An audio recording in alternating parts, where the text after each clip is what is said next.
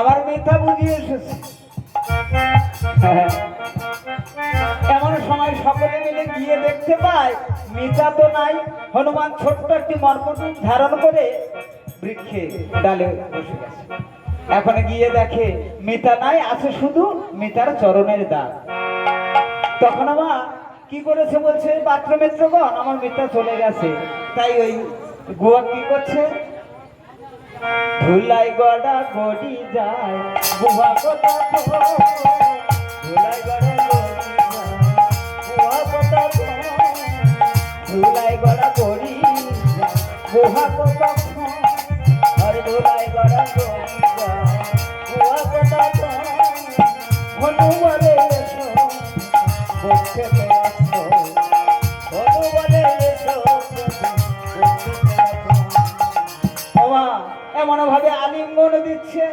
দিতে দিতে বলছে, মিতা তুমি কি অভুক্ত আছো নাকি? বলে অভুক্ত আমি আছি। অভুক্ত রয়েছো? ও আচ্ছা হ্যাঁ, তাই যদি হয়ে থাকে তাহলে আদেশ করলো কিছু ঘেঁষু এনে দাও।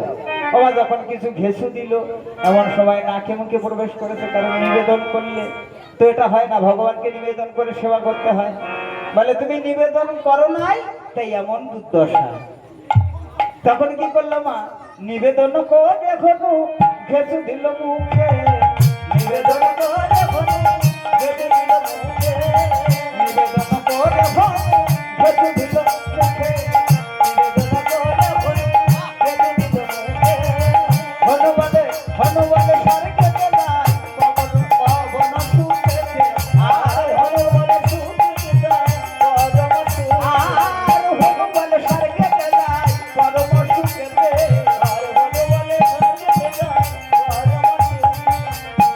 অমিতা আছে তো নাকি